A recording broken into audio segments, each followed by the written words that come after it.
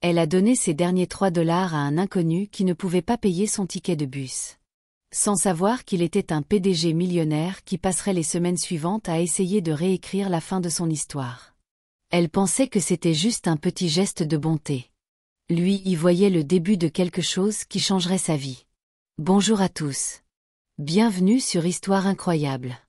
Abonnez-vous et laissez un pouce bleu, ça compte énormément pour nous.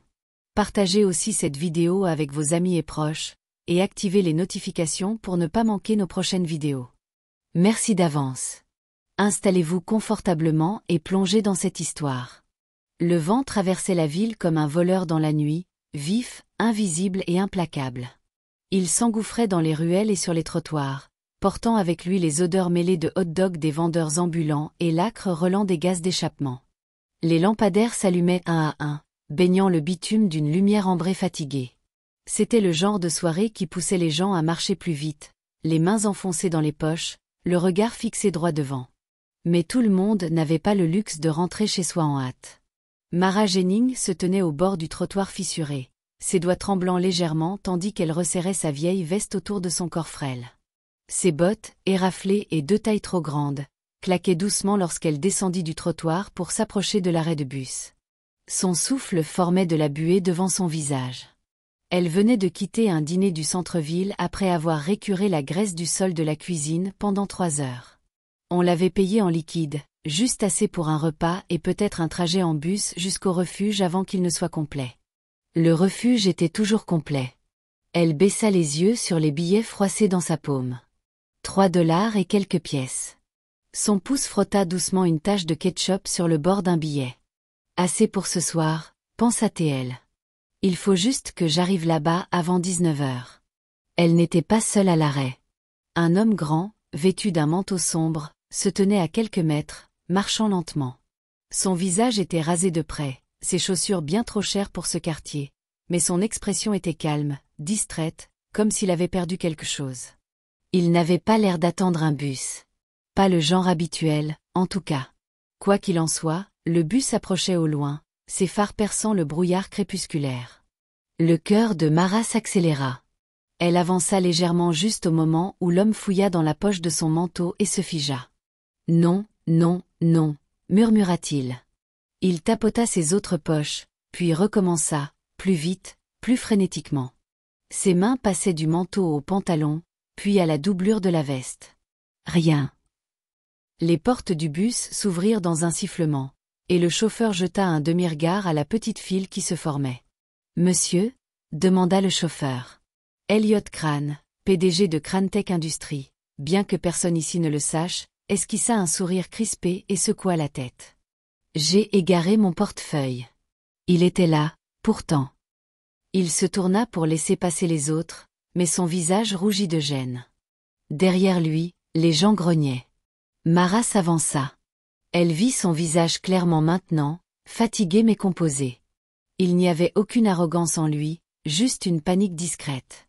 Sans réfléchir, elle plongea la main dans sa poche, en sortit quelques billets pliés et les tendit. « Je peux payer pour vous », dit-elle, d'une voix douce mais ferme. « C'est juste un ticket de bus. » Il cligna des yeux, déconcerté. « Non, vraiment, je ne peux pas. C'est gentil, mais ça va. » Elle l'interrompit, tendant les billets au chauffeur. « Il est avec moi. » Le chauffeur haussa les épaules et leur fit signe de monter. Elliot la regarda comme si elle venait d'accomplir quelque chose d'extraordinaire. Dans son monde où tout s'achetait, se calculait, se pesait, ce genre de bonté était rare, encore plus lorsqu'elle lui était destinée. « Merci », dit-il doucement en avançant dans l'allée. « Pas de problème », répondit-elle, s'asseyant près de la fenêtre à l'avant, posant son petit sac en tissu à ses pieds et appuyant sa tête contre la vitre. Elliot s'assit quelques rangées derrière. Il l'observa à travers l'espace entre les sièges. Son visage était tourné vers la fenêtre, mais son reflet racontait une autre histoire. Elle semblait épuisée, les yeux mi-clos, les lèvres gercées, ses doigts tirant nerveusement sur un fil défait de sa manche. Elle ne regardait personne, n'attendait ni remerciement ni même son regard. Elle était juste là, épuisée, humaine. Le bus traversait la ville, passant devant des restaurants aux enseignes clignotantes, une épicerie aux vitres embuées, et des familles pressées de rentrer avec des sacs. Mara ne semblait rien remarquer. Elle clignait lentement des yeux, la tête penchant à chaque chaos de la route. Elle avait l'air de quelqu'un habitué à garder son corps en mouvement, mais son âme soigneusement mise à l'abri. Environ 20 minutes plus tard, le bus s'arrêta près d'un vieux parc communautaire, et Mara se leva discrètement. Elle ramassa son sac et descendit sans un mot. Elle disparut dans une ruelle étroite, sa silhouette se fondant dans le crépuscule comme un marque-page oublié. Elliot la regarda partir. Il ne connaissait ni son nom ni son histoire, mais il savait qu'il lui devait plus qu'un merci.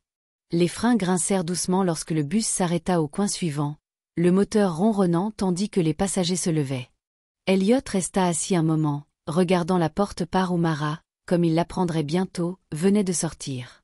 Les portes automatiques se refermèrent dans un sifflement, et le bus redémarra, ne laissant derrière lui que de l'air froid et le vide silencieux de son absence. Il se sentait étrangement troublé. Elle l'avait aidé. Une femme qui n'avait presque rien n'avait donné ce qui était probablement ses derniers dollars pour aider un homme qu'elle ne connaissait pas. Il aurait pu être n'importe qui, un voleur, un menteur. Pourtant, elle avait offert son aide librement, instinctivement, sans la moindre hésitation ni amertume. Ce genre de compassion ne venait pas du privilège. Elle venait de quelque part de plus profond, creusé par l'adversité. Le bus tourna, et Elliot se pencha légèrement pour ajuster son manteau. C'est alors qu'il le vit. Quelque chose de blanc dépassait à peine sous le siège devant lui. Le siège 17B, celui qu'elle avait occupé. Il tendit la main et tira doucement sur le coin du papier. C'était une enveloppe, un peu froissée, ramollie par un usage fréquent. Il y avait des taches sur le bord et une légère auréole de café à l'arrière. Sur le devant, un nom était écrit à la main en lettres soignées et bouclées. Mara Jennings, 134 East Winfield Avenue, Unité B, entrée arrière. Il la regarda longuement, incertain de devoir même la tenir, mais la curiosité éveillait quelque chose en lui. Une douleur peut-être, ou une responsabilité. Il jeta un coup d'œil autour de lui. Le bus était presque vide maintenant, et personne n'avait rien remarqué. Il souleva lentement le rabat et jeta un œil à l'intérieur, manipulant l'enveloppe avec précaution comme si elle risquait de se désintégrer. À l'intérieur, il y avait une lettre pliée, un document d'une seule page de l'autorité du logement transitoire de New Hope, daté d'il y a seulement 4 jours. Le texte était standard, impersonnel, mais son message ne l'était rien d'autre.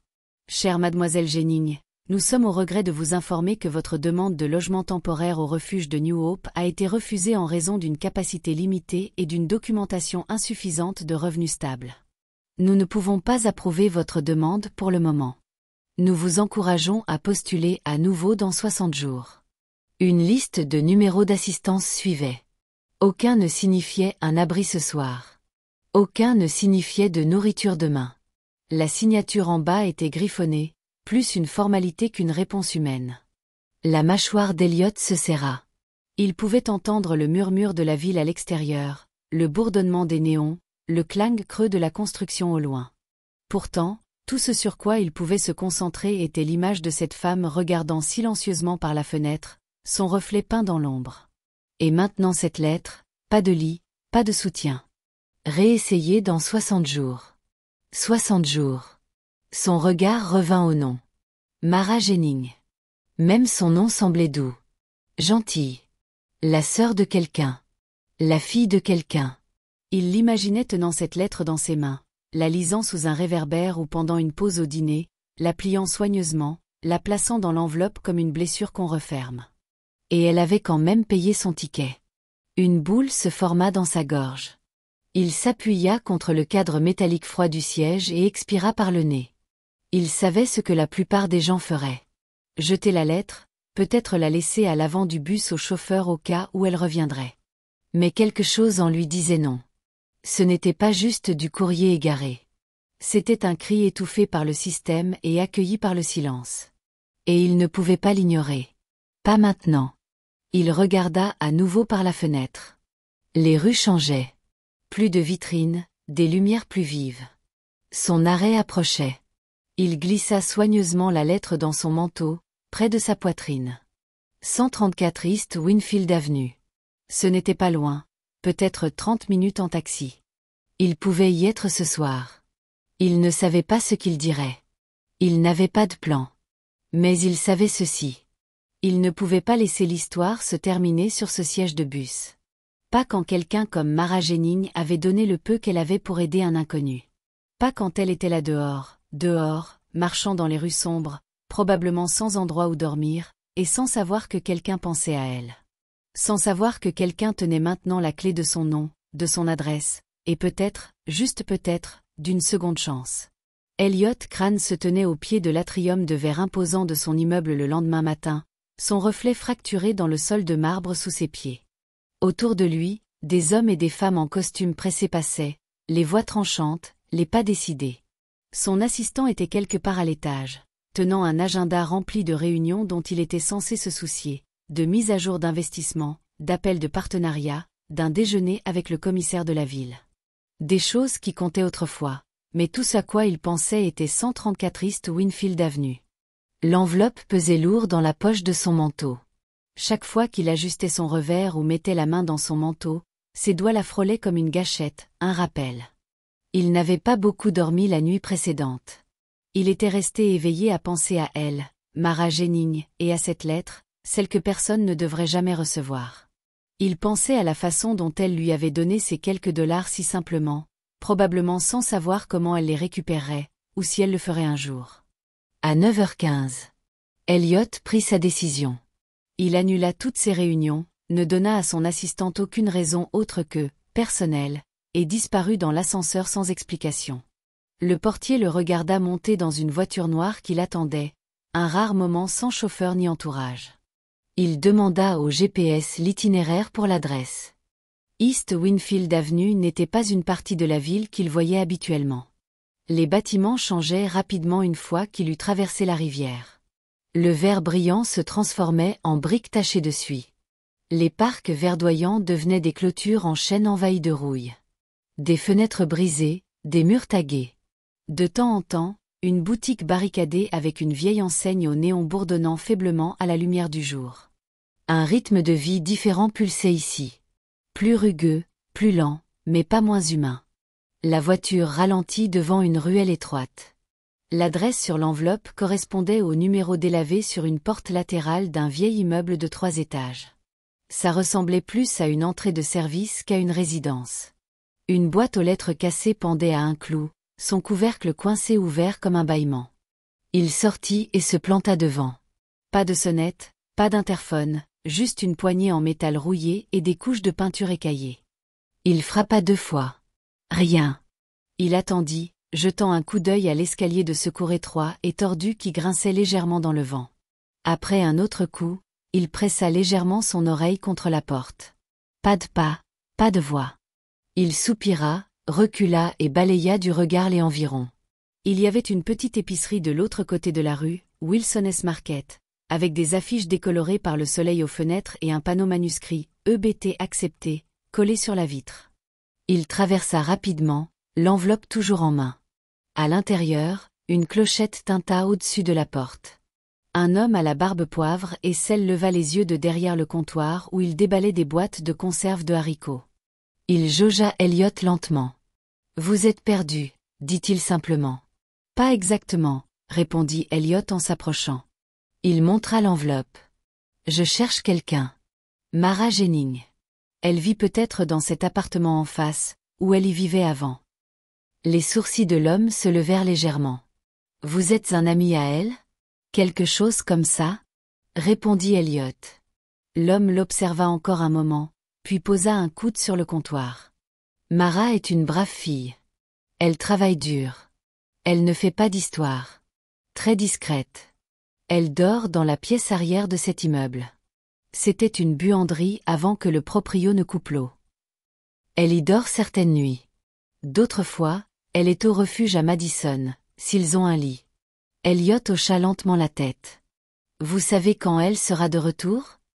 L'homme haussa les épaules. « Elle bouge beaucoup. Mais elle est au Benny's dîner 3 jours par semaine. Elle nettoie après la fermeture.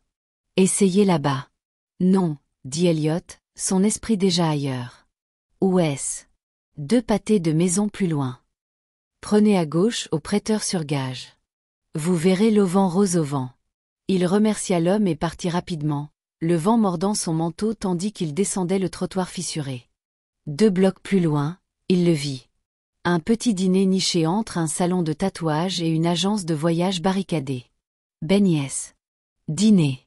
La peinture de l'auvent s'équelait sur les bords, mais les vitres étaient impeccables, et les sols en linoléum à l'intérieur brillaient légèrement sous les néons. Il entra et fut frappé par l'odeur de graisse rance et de café. Une femme derrière le comptoir haussa un sourcil. « On n'est pas encore ouvert », dit-elle en s'essuyant les mains sur un torchon. « Je cherche quelqu'un », dit-il. « Mara Jennings. Elle travaille ici. » La femme lui lança un regard méfiant rapide. « Elle est à l'arrière, en train de récurer le grill, je crois. » « Pourquoi ?» Il hésita. « J'ai juste besoin de lui rendre quelque chose qu'elle a perdu. » La femme désigna l'arrière d'un regard las. « Ne l'embêtez pas. C'est une bonne fille, elle. » Elliot hocha la tête et passa les portes battantes de la cuisine. Là, penchée au-dessus d'un évier métallique rempli d'eau chaude et de poils noircis, se trouvait Mara. Ses cheveux gris étaient tirés en arrière sous un bandana, et elle portait un tablier emprunté 2 tailles trop grand. Ses bras bougeaient en cercles réguliers tandis qu'elle récurait, concentrée et silencieuse. Il s'avança prudemment. « Mara », dit-il doucement. Elle sursauta, se tourna. Pendant un bref instant, la confusion plissa son front, jusqu'à ce que la reconnaissance s'installe. Ses yeux s'écarquillèrent légèrement. « Vous, » dit-elle. « Je crois que vous avez oublié ça dans le bus, » dit-il en tendant l'enveloppe. Elle la fixa, puis le regarda à nouveau. « Vous m'avez suivi ? J'ai lu l'adresse. Je ne voulais pas violer votre vie privée, mais je ne pouvais pas l'ignorer. » Elle prit l'enveloppe lentement, ses doigts frôlant les siens. Sa mâchoire se crispa. « Ce n'est rien, juste un autre refus. »« Ce n'est pas rien pour moi, » dit-il doucement. Ses yeux scrutèrent son visage, sur la défensive et incertaine. « Que voulez-vous » Il hésita, puis dit calmement, « Vous remercier. Et vous aider, si vous me laissez faire. » Mara cligna des yeux, les lèvres entr'ouvertes, incrédule. « Pourquoi ?» Elliot expira. « Parce que quand je n'avais rien, vous avez donné. Et je n'oublie pas ce genre de choses. » Mara était assise sur le siège passager de la berline noire, les yeux fixés par la fenêtre, bien qu'elle ne regarde pas vraiment les rues défiler. Ses mains étaient serrées sur ses genoux, les doigts entrelacés, les jointures pâles. Ses épaules étaient raides, sa mâchoire crispée dans une tension discrète. La ville passait en couleurs et en mouvement. Des murs tagués de graffitis, des écoliers jouant au foot près de clôtures métalliques, une femme disputant au téléphone devant un magasin de prêt sur salaire. Mais pour Mara, tout semblait atténué, lointain. Elliot lui jeta un coup d'œil depuis le siège conducteur. Il ne lui avait pas encore tout dit. Pas le plan complet, pas l'ampleur de ce qu'il avait décidé de faire. Il savait qu'elle ne ferait pas confiance tout de suite. « Où va-t-on » demanda-t-elle. Pas accusatrice, juste fatiguée. « Juste quelque part dans un endroit sûr », répondit-il. Elle ne répondit pas, mais il remarqua que ses yeux glissèrent vers le rétroviseur, comme pour s'assurer qu'elle pouvait encore voir la route derrière elle. Toujours à surveiller le chemin parcouru, toujours prête à partir. 20 minutes plus tard, ils s'arrêtèrent devant un immeuble en briques modestes mais propre dans la partie sud de la ville. Pas du luxe, mais calme, sûr. Le genre d'endroit où les marches de l'entrée sont balayées le matin et où une grand-mère fait toujours mijoter de la soupe au 3e étage. Mara le fixa. « Ce n'est pas un refuge, » dit-elle doucement. « Non, » répondit Elliot. Il sortit et contourna la voiture pour ouvrir sa porte. Elle ne bougea pas. « Je n'ai pas besoin de charité, » murmura-t-elle. « Je sais, » dit-il. « Ce n'en est pas. » À contre-cœur, elle descendit, son sac en bandoulière comme une armure. Il la guida jusqu'à la porte d'entrée, sortant un document de l'enveloppe de sa veste. À l'intérieur se trouvait un trousseau de clés. « J'ai payé pour les 6 premiers mois, » dit-il en le lui tendant. « C'est à vous pour aussi longtemps que vous voulez y rester. Sans condition, sans caméra, sans obligation. » Elle regarda les clés dans sa paume comme si elles pouvaient la brûler. « Pourquoi ?» demanda-t-elle encore.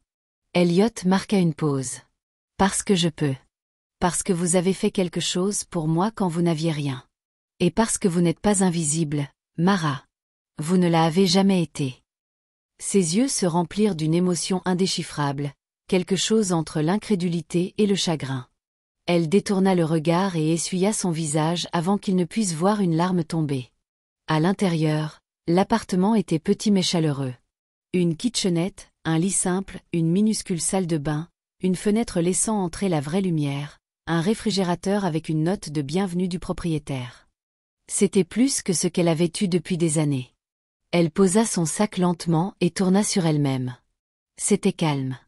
Pas de ronflement, pas de lit superposé bondé, pas de cris dans le couloir, juste du calme. Ses jambes cédèrent avant son orgueil.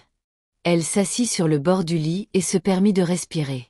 Ce soir-là, Elliot revint, pas avec d'autres cadeaux, mais avec des informations. Un dossier avec une liste de programmes de formation professionnelle. Elle avait été assistante de bureau certifiée il y a des années.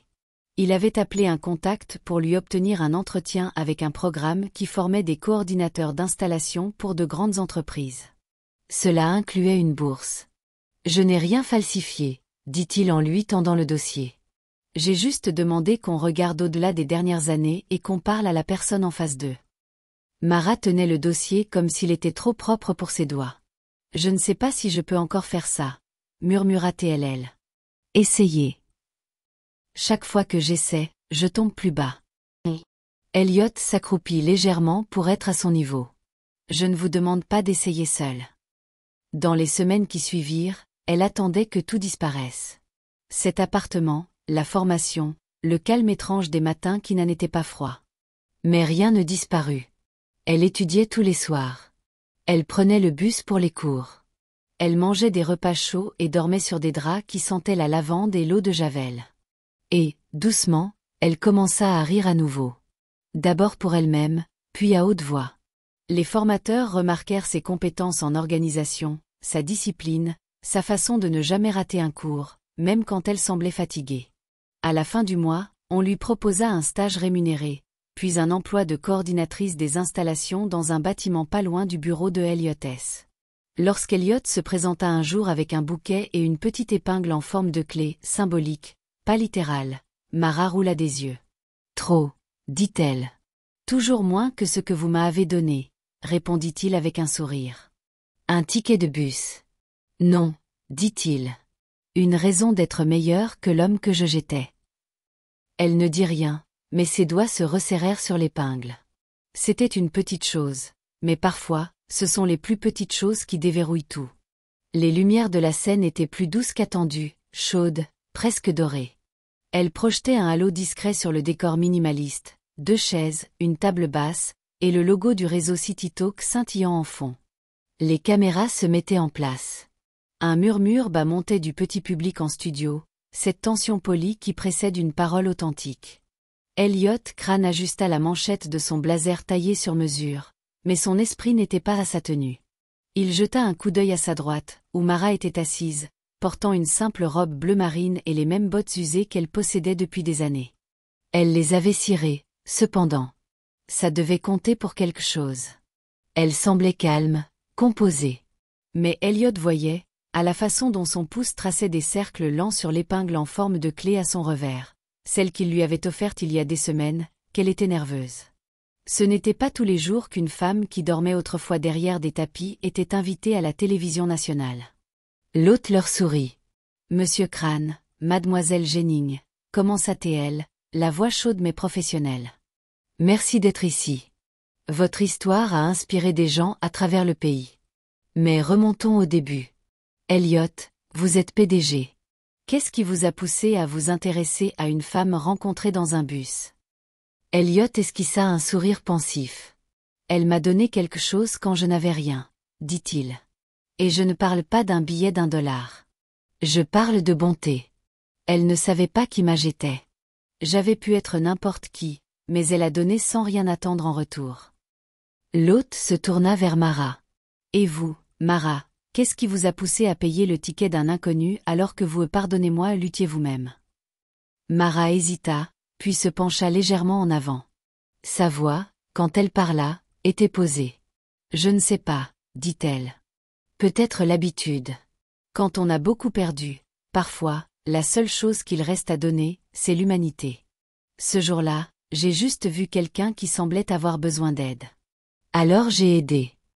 Il y eut une pause. Le public était silencieux, non par manque d'intérêt, mais par le rare son d'une vérité dite simplement. Je n'attendais rien, ajouta-t-elle. Les gens ne reviennent pas souvent. Pas pour des gens comme moi.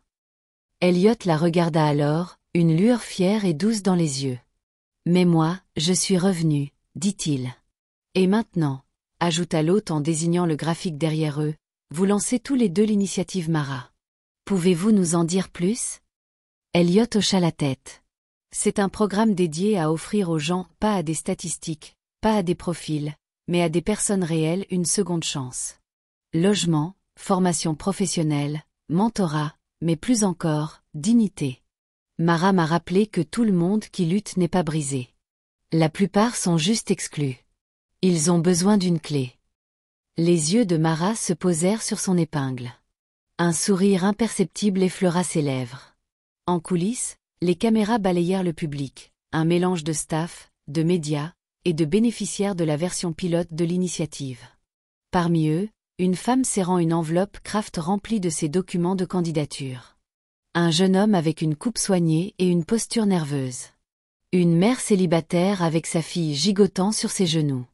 Des gens attendant devant la même porte que Mara autrefois. Après l'interview, alors que les lumières s'éteignaient, Elliot et Mara sortirent ensemble dans l'après-midi lumineux.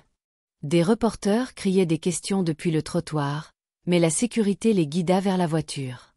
Elliot s'arrêta avant de monter. Tu t'es bien débrouillé là-dedans. Mara ricana. Je n'ai pas juré. C'est un début. Il rit. Tu es plus raffiné que tu ne le penses. Elle haussa un sourcil. Attention, je pourrais commencer à me comporter comme une femme d'affaires. Il la regarda. Tu es une femme d'affaires, avec une initiative à ton nom à l'échelle de la ville. Elle leva les yeux au ciel. Ça ne semble toujours pas réel. Ça l'est, dit-il doucement.